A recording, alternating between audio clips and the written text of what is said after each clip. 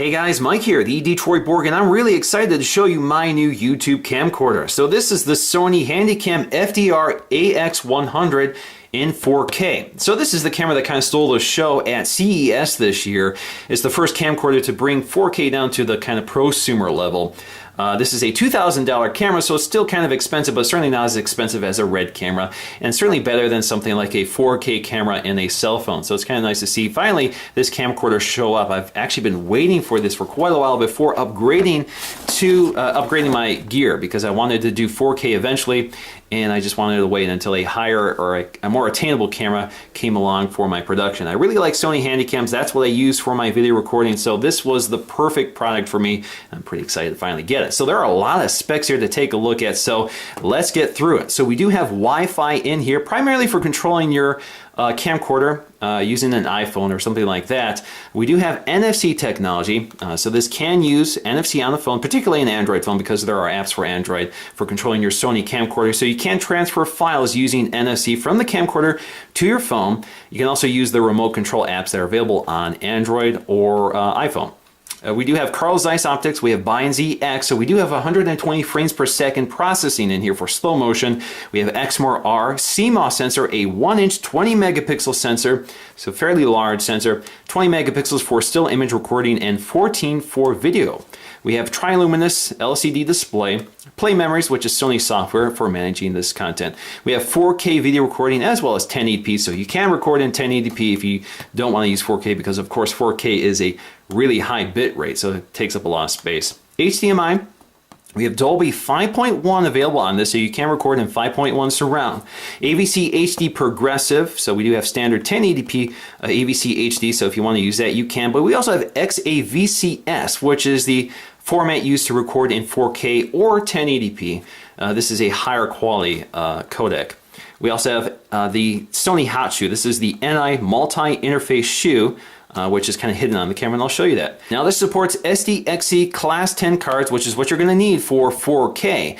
So I was actually pleased to find out that this card actually works in this camcorder. This is a standard Class 10 card, 80 megs. These aren't too expensive, so you can pick these up pretty cheaply. There are faster cards out there that are more expensive that go up to 250 megs, I think now. And those are called Class 3 cards or U3 cards as well. All right, so let's unbox this and take a look at the contents. All right, the first thing we get is our literature. So we have our limited warranty, consumer warranty, accessories. So there's lots of accessories for that NI interface shoe, multi-interface shoe, including wireless microphones, directional microphones, that sort of thing, as well as tripods and cases. Sony Movie Studio Platinum, which is editing software you could use. I just use Final Cut Pro. This is for Canadian consumers. Now we also have a pamphlet for US consumers, encourage you to register your device and get 15% off Sony accessories. And we have our two manuals, very skimpy manuals in multiple languages. All right, so let's just lift the lid here if I can get it off. There we go. All right, so there is the camera itself, which is quite big. In fact, before I take it out, you can see just how much bigger it is compared to the camcorder I normally use for my videos. So here we have, looks like the lens hood. So you do include a lens hood. As you can see, they also give you this little orientation point for lining up the lens hood with the lens. And we're gonna take a look at that, of course. Looks like we have our large battery. I'm actually not sure how big this battery is. They call these the InfoLithium battery. So this looks like just like the extended battery packs you can buy for any Sony Handycam. In fact, if I connect it to my old Handycam, you can see it actually fits just fine. All right. Now, according to this is 1960 milliamp hours. All right, so the next thing we have is our power cable, I assume, for connecting the power adapter, which should be at the bottom here. Looks like a HDMI to micro HDMI cable they've included, so that's kind of nice. We have a USB extender, and then we should have our power brick here. So there it is. I'm familiar with these because I've had so many Sony Handycams. It's pretty much the same power brick you get with those as well. So you can use this for powering your camera or just charging the battery. And of course, you do have USB built into this camcorder, so you can charge it that way as well. Now, also in the bottom of the box is the remote control they've included. So as you can see, you have record, zoom in and out, pause, play, skip ahead, so for playback purposes, of course. So all of that's available here, your display. And you have a little battery protector here, so you just pull that out to activate your remote. All right, so let's get to the beast itself.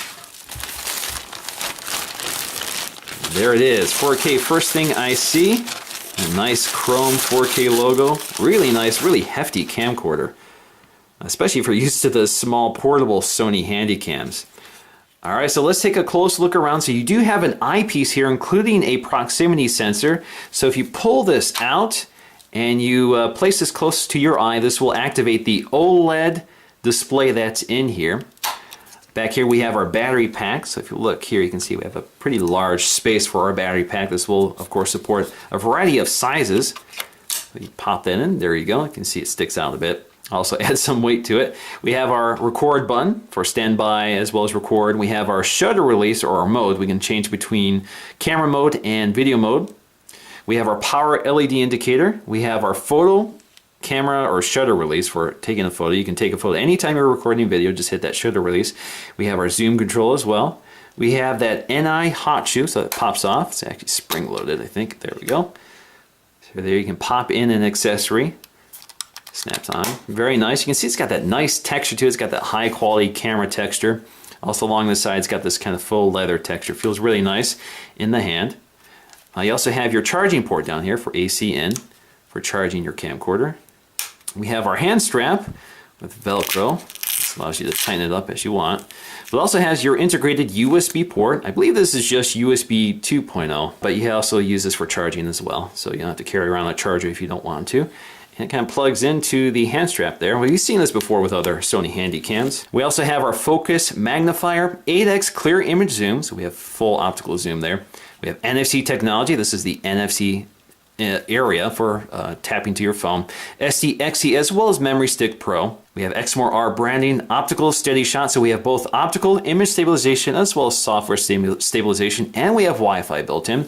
Carl Zeiss optics, we have that 5.1 channel surround microphone built in right there. We have our zoom control, zoom and focus. We have autofocus and manual focus. You can enable with that switch. You have your manual controls here for controlling your aperture or iris, your gain or ISO, and your shutter speed. Now along the front we have these doors here for microphone input. You also have this multi-input for, it's kind of a proprietary connector for connecting something other than micro HDMI to your camera, so you can use other connectors. On the other side you have these ports for HDMI. They've included a cable for you. This is micro HDMI out. And then you have your headphone jack. Now along the bottom we have our battery release, which is kind of an unfortunate location for it because if you have this mounted on a tripod, it's going to be hard to exchange the batteries. And then we also have our mount for the tripods as well. Along the front we have our IR or infrared blaster for night mode. It's also your IR receiver for the remote control. Now along the front we have our Sony lens cap. Behind it is our fairly large lens with our, as you can see, anti-glare properties. We do have a manual focus ring as well, and of course you can see all of the specs here for that lens. Carl Zeiss optics. And let's go ahead and take a look at the screen. This is a 3.5-inch LCD touchscreen. Automatically turns on when you flip it open. If you're used to Sony Handycams, this is pretty much the same interface. It's the same interface I've seen for years now, so I'm surprised it hasn't changed much at all. So here we have the controls on the inside. So we have our program auto exposure, our night shot mode, so there is infrared night shot in here. You can turn off the display. You can also power it on and off. We have our speaker built in right there. We also have our playback, so if you want to play back your media, you just hit that button, takes you right to the playback. And then we have something called My Voice Cancellation, so you can cancel out your voice by hitting this button. In fact, if you press it, you'll see it pop up on the screen. You can see we also have audio monitoring here in 5.1 or 2-channel if you prefer just standard stereo. Now, like all Sony Handycams, you pop out the display. You can rotate it around and it will flip the display for you automatically. So you can face the user, or you can move it sideways and monitor it from the side of the camera. Now just to show you the SD card slot, I have one installed here. I can pull that out. As you can see, it's spring loaded, and when you install it, you get a little read status light right there indicating that successfully connected and that it's reading and writing to it. Now on the back you have your ND filters, so you have step 1, 2, and 3 for reducing brightness in the shot. We also have auto and manual mode. Now as I mentioned, you have these manual controls down here. So if you want to manually control these, all you have to do is press on any one of them and use this little dialer at the front to change it. So for example, I'm changing my aperture. If you look at the reading right now, you can see it's manually changing with that dial. Same with your kind of sensitivity as well, and your shutter speed. Now we also have the eyepiece, which you activate by pulling in and out. So as you can see, turns off, turns on. Now that display isn't on, again, that's an OLED display. It's not on until you actually approach it or place something in front of that sensor right there. So for example, if you go really close here, there you go. You can see, as you can see inside, you can see all those controls you would normally see on that touch display.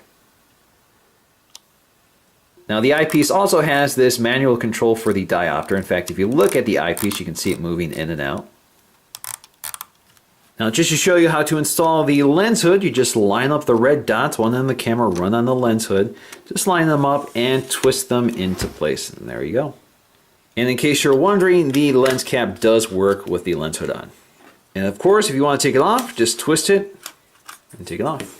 Now just to give you some idea of the size difference between this and one of the Handycams I've been using for my videos, as you can see it's just microscopic by comparison, but it's funny because they look very similar and they work similarly. I mean, they have the same software and many of the same features. This of course just has a lot more of it. This also has internal storage, while this does not. This relies entirely on the SD cards or memory pro cards you install. Now just to give you a brief overview of the user interface, starting off with the main screen. So we have our shooting modes. Generally I just shoot in movie. You also have photo mode, slow motion recording, golf shot, and high speed recording. Now these differ depending on what resolution you're shooting at. So for example, and if you're shooting in 4K, these are not available to you. So right now I guess I'm in 1080p or either XAVC-S 1080p or AVC HD. And I'll show you how to change that. So we have our camera and mic. So here you can change your white balance, spot metering focus. I actually use, let's see, I use this a lot, exposure control. So I prevent the camera from automatically adjusting my exposure. So you can do manual settings. You can see with this camera you get nice readout of exactly your values. So you can use auto or manual mode. So we have focus, AGC limit, auto exposure shift. So we have manual settings for low lux, scene selection, picture effect, cinema tone, steady shot, digital zoom, and as you can see, some features are grayed out if it's not available for the specific camera setting. Dial settings, night shot light, face detection, smile shutter, smile sensitivity, flash. There's no flash on this right now. Then we have our audio. So we have my voice canceling, which is that little feature that you can toggle on and off directly on the camera itself. Built-in zoom. So you do have mic zoom, auto wind noise reduction, audio mode. So we have 5.1 channels surround. You can change that. Then we have audio recording level, which you can set to auto. If you select these, you can see you have more things. You can do manual settings as well. And you can see exactly what you got. So our next category is shooting assist. So we have control with smartphone, which you can enable, my button, grid line, zebra, camera data display, audio level display, and I think that's it. So you can see as you cycle through those, they go through the various categories that are available to you. So you can go all the way up to manual, and you can also tap on any one of these just to jump right to them. Now under image quality and size, we can change our settings here. So right now I am in AVC HD. So if I want to change that to XAVC-S 4K, that will also change the settings that are available to me. So right now, let me just show you that when you're in 1080p AVC HD, you can change your recording mode from highest quality to standard to long play, kind of old VCR memories there. But you get the idea here. You have frame rate, which you can change. So under 1080p, you do have up to 60 frames per second progressive or interlacing, or 24p. Now when you're in 4K, you're limited to 30 or 24. We have dual video recording, simultaneously records movies for sharing. So if you want a smaller quality image for sharing, you can enable that. I don't need that, so I keep it off. And I can also change your image size, which right now is limited to 14.2. And if we go to XAVC-S 4K, click OK. Again, it changes your menu selections. Okay, let's go back to menu, image quality. And again, frame rate, the only thing that's available is 30 frames and 24 frames. We have dual video recording, which is also available in here. Image size, so if you go here, you now have 20 megapixels as well. All right, so that gives you an idea of some of the settings that are available. We also have playback functions, so you can do event viewer for taking a look at the media you've recorded previously.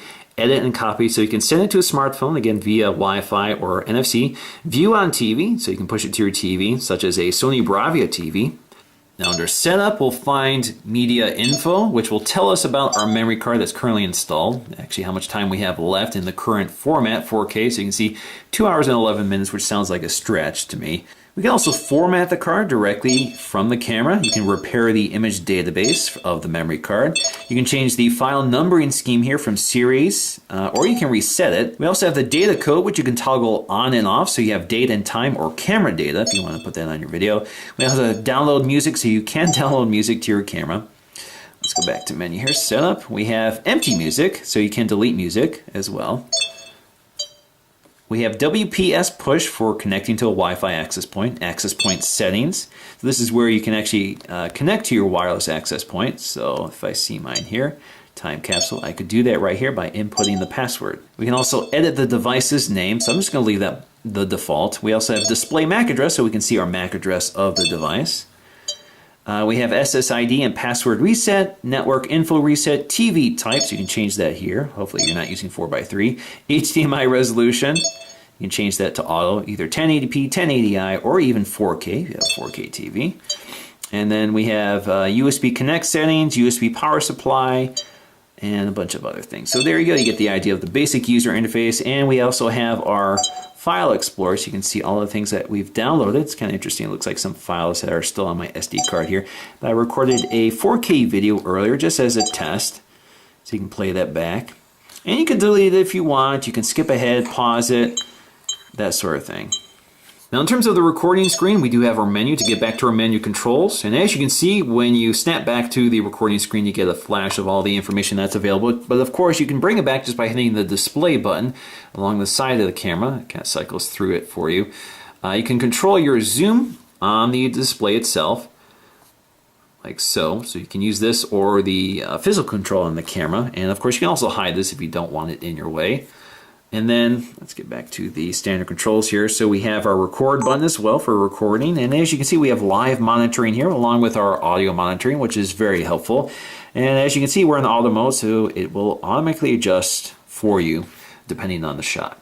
Now, if you don't want to hear yourself talking in your videos, you can enable this, and this will kind of minimize the voice of the person recording the video and emphasize the voice of the people in front of the camera. Now, we can also use this as a still camera just by tapping the shutter release. Now we have this multi-use ring, so we can use it for zooming or for focusing. So let's go ahead and demonstrate how this works in real life. Now right now I have it set for zooming, and it's not instantaneous. It's not a physical connection to the lens mechanism itself. It's really just using, it's like using a button, but it's kind of like a jog dial. So you get a little more precise control and speed over it. Now let me switch to focus mode and hit the manual focus control here. So now if I use the dial, I can now manually focus the image, and as you can see, it's actually really smooth. So combined with stabilization, you can actually get some really smooth focus shots with this camera. Now just to show you how NFC technology works, here I have my Nexus 5 sending me some notifications here, which has NFC technology built in, and as you can see, the NFC receiver is right here. So if you tap it, you get a little notification tone that will take you right to the Play Store to download the app. So we have the Play Memories mobile app. So let's go ahead and install that. Now once I've logged into Wi-Fi on my camera and installed the app on the smartphone, I can now tap the phone to the camera, automatically launches the app, and now I can control my camera directly from my smartphone completely wirelessly. So as you can see, as I move the camera around, it's updating live on my phone. There is some lag here and there, but surprisingly smooth. So I can record video, and I can zoom in and out using the touchscreen on my phone, and I can stop it. Now I can also change to still mode, and I can snap a photo. And this actually allows me to snap photos from my camera and save them to my phone. So actually this image is saved not only on the camera but also on my phone. So if we go back here, we actually went to the gallery. There we go. We have our settings, and you can adjust this under settings, so you can enable this or not. So I have under save options, I've turned that on. That's actually on by default, but you can turn it off. All right, guys, so that is my unboxing and first look at the Sony FDR AX100 4K camcorder. I will be posting a 4K demo reel just so you get an idea of what the 4K performance looks like. So stay tuned for that. And until then, see you in the next video.